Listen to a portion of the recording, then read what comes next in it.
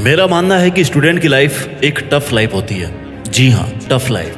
पूरे दिन बस पढ़ते रहो। ना कोई खाने का टाइम फिक्स है, ना कोई सोने का टाइम फिक्स है। स्टूडेंट्स ऑलरेडी प्रेशर में होते हैं, और अगर प्रेशर में कोई कमी होती है ना, तो उसको पड़ोसी, रिश्तेदार, जान पहचान के लोग, दोस्त, फैमिली, यहाँ तक कि माँ पापा उसको दूर कर देते हैं, प्रेशर और बढ़ा देते हैं। एक बेस्ट स्टूडेंट क्या होता है? ऑफ कोर्स जिसका रिजल्ट सबसे बेस्ट होता है, राइट? और सबसे बेस्ट रिजल्ट या बेस्ट आउटपुट किसका होता है? जिसका हार्ड वर्क या इनपुट सबसे बेस्ट हो। आज की वीडियो में हम बात करने वाले हैं कि एक सक्सेसफुल स्टूडेंट की वो कौन सी 8 क्वालिटीज है जो उसको डे टू डे लाइफ में मेंटेन करनी पड़ती है अगर उसको टॉप में रहना है, या कह लो कि उसके 24 आवर्स में कैसे उसका एक शेड्यूल होना चाहिए, क्या उसकी प्रायोरिटीज होनी चाहिए, उसका पढ़ने का तरीका कैसा होना चाहिए। आज हम इन्हीं सब बातों को 8 पॉइंट्स के जरिए समझने वाले हैं। और आपको बहुत सी वीडियोस मिलेंगे जिसमें ये बताया जाता है कि ये करो, वो करो, ऐसा मत करो, वैसा मत करो। लेकिन आज इस वीडियो में आप कुछ अलग सीखेंगे, जिसके बाद आप एक परफेक्ट डिसीजन ले पाएंगे। तो सबसे पहले हम बात करने वाले हैं पॉइंट नंबर 1 की। अगर आपको एक अव्वल दर्जे का स्टूडेंट बनना है, एक टॉप स्टूडेंट बनना है, तो आपको सुबह जल्दी उठने की आदत डालनी चाहिए।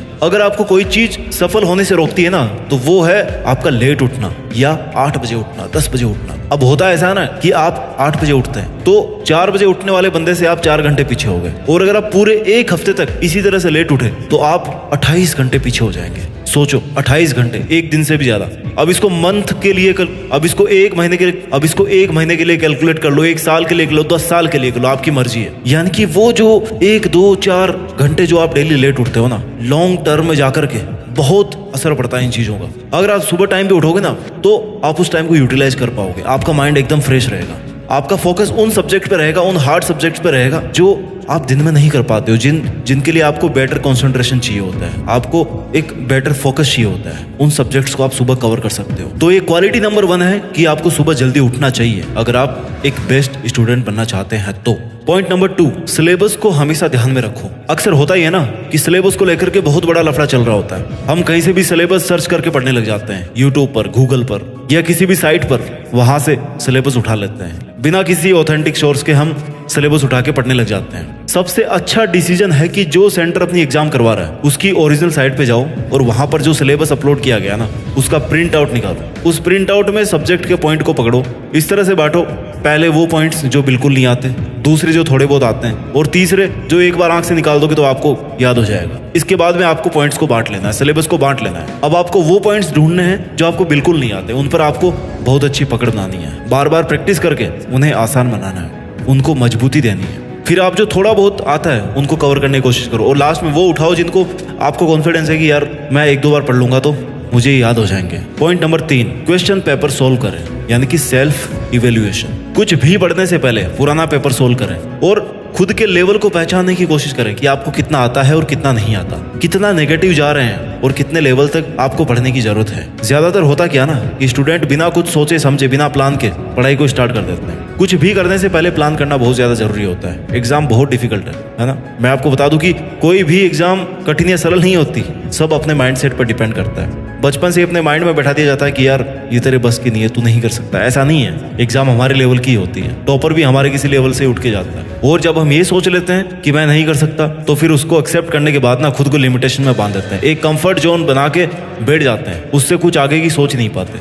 जैसे बंद पिंजरे का शेर भी ना भेड़िया बन के रह जाता है, उसी तरह से आप भी रह जाते हो। पॉइंट नंबर 4, रिसोर्सेज जितने कम हो उतने कम रखें। एक कहावत है, बेवकूफ आदमी का बस्ता भारी। यानी कि जिसको ये नहीं पता पढ़ना क्या है, कहाँ से पढ़ना है, वो कुछ भी पढ़ने लगेगा। उसकी बुक समय से ज़्यादा होगी, उसके पास स्टडी कंटेंट इतना ज़्यादा होगा कि वो खुद ही नहीं पढ़ पाएगा।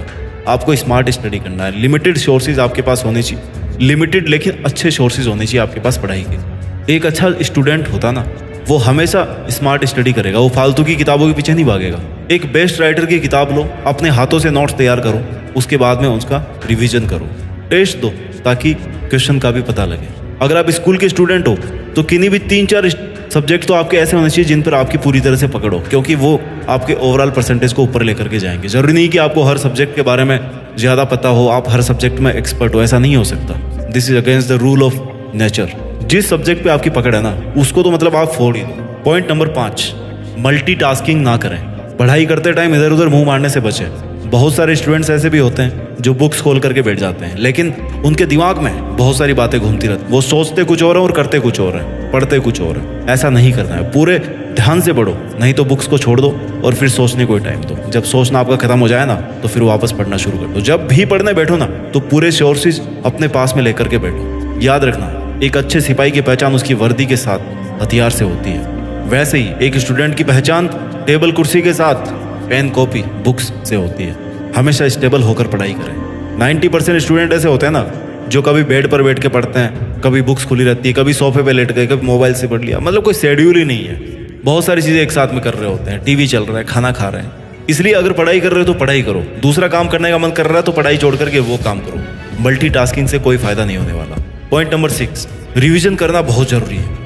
एक बार पढ़े हुए का ना 5 से 10 बार रिवीजन होना बहुत ज़रूरी है। मतलब आपके पास में टाइम भी होना चाहिए। अगर टाइम नहीं है तो फिर आप 10 बार नहीं कर पाओगे, 5 बार नहीं कर पाओगे। लेकिन आपको इस तरह से प्लान करना है, एग्जाम की डेट के लिए इतना टाइम बचा हुआ है, मुझे इतना पढ़ना है और इतनी बार रिवीजन भी करना है। अब आप पे डिपेंड है कि आप उसको कैसे पढ़ोगे।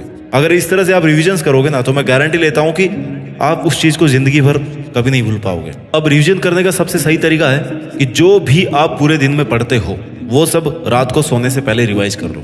फिर सुबह 4 बजे उठते एक बार पिछले दिन का पूरा रिवीजन मार करके नया पढ़ना स्टार्ट कर दो। अगर ऐसा करोगे ना, तो पूरे 24 आवर्स में आप एक कंसेप्ट को 3 बार पढ़ लोगे। उसके बाद कुछ दिनों के बाद में रिपीट कीजिए, उसके बाद फिर और कुछ दिन के बाद में रिपीट कीजिए। ऐसा 4-5 बार रिवीजन कर लोगे ना, तो आप उस चीज़ को भूलोगे नहीं। जैसे ही आपका सिलेबस कंप्लीट होता है ना, आपको रिवीजन और क्वेश्चन पेपर को सोल्व करने में लग जाना है। जितने क्वेश्चंस आप सोल्व करोगे, उतना ही आपका कॉन्फिडेंस बढ़ेगा। फिर क्वेश्चन पेपर्स में जहां पे आपको कमी दिख रही है, उसको आपको ठीक करना है। पॉइंट नंबर 7, एग्जाम को कभी भी खुद पर हावी मत होने दो। मैं बहुत से केसेस में देखता हूँ कि स्टूडेंट्स की एग्जाम जैसे करीब आने लगेगी ना, वो बौखला जाते हैं। मैं ये पढ़ लूँ, मैं वो पढ़ लूँ, अब ये तो पढ़ा ही नहीं है, चलो एक बार इसे भी देख लेता हूँ। भाई तुझे जितना पढ़ना था ना, तू पढ़ लिया। अब 5-7 दिन में ना कुछ भी हासिल नहीं होने वाला इतना लोड लेकर के। इससे अच्छा कि तुम फ्री माइंड से जितना आता है उसको एक्सेप्ट करो, अपनी एग्जाम दो। नहीं तो जितना आता है ना, वो भी भूल जाओगे आप। एग्जाम के 3-4 दिन पहले से रेस्ट लो, घूमो फिरो, मस्त रहो, क्योंकि पढ़ा हुआ तो पहले का ही काम में आने वाला है। अब नया पढ़ के कोई फायदा नहीं है। अगर आप एग्जाम के पहले एग्जाम का लोड लेकर के पेज पलटते रहोगे ना, तो आप पहले का पढ़ा हुआ भी एकदम साफ कर रहे हो। मतलब पॉइंट नंबर 8, एग्जाम के बाद रिजल्ट के आने का वेट मत करो। एक पढ़ने वाले स्टूडेंट को एग्जाम हॉल से बाहर निकलते ही पता रहता है कि उसका पेपर कैसा हुआ और उसका रिजल्ट कैसा होने वाला है। वो कट ऑफ के पीछे नहीं भागता कि यार कैसा आएगा, मैं आंसर शीट मिलाऊं। नो, वो एक दिन का रेस्ट लेकर के अपने आगे की तैयारी स्टार्ट कर देता है। मेरा हमेशा से ये मानना है कि स्टूडेंट्स को कभी भी कट ऑफ को ध्यान में रख करके पढ़ाई नहीं करनी चाहिए। उसे वो नंबर ध्यान में होना चाहिए जितने नंबर का पेपर होने वाला है। अगर आपका 300 नंबर का पेपर है, तो आप उन 300 नंबर को ही ध्यान में रखो। कट ऑफ 250 जाएगी, 200 जाएगी, 150 जाएगी, उससे आपको कोई मतलब नहीं है। आपका टारगेट है 300। अगर बड़ा सोचोगे ना, तो कट ऑफ तक डेफिनेटली पहुंच जाओगे। अपने माइंड को केवल कट ऑफ तक सीमित मत करो। अगर आप 250 का फोकस करोगे 300 में से, तो मतलब आपने 50 मार्क्स तो वैसे ही छोड़ दिए। आपकी अप्रोच ही 250 है, अप्रोच 250 है तो आप पहुंचोगे 150 तक। इसलिए आपके माइंड में वो 300 ही होना चाहिए। एग्जाम होने के बाद ना अपना आगे का गोल तैयार कर लेना चाहिए और फिर उसमें लग जाना चाहिए। प्रयास तभी प्रयास कहलाता है जब उसमें कष्ट होने लग जाए। आपको आपकी परिस्थितियां जितनी ज़्यादा तोड़ती है ना, उनसे कहीं ज़्यादा मजबूत आप उनसे बन जाते हो। लास्ट में बस इतना ही कहना चाहूँगा कि किसी ने क्या खूब लिखा है, उसने जाते जाते तुझे मजबूत बना दिया, उसने जाते जाते तुझे मजबूत बना दिया, और उसकी दी हुई बातों ने तेरा वजूद बना दिया। अपना ख्याल रखिए, आगे बढ़ते रहिए और मेहनत के दम पर देश में अपना ही नहीं बल्कि दुनिया में देश का नाम भी कीजिए। जय हिंद, वंदे मातरम।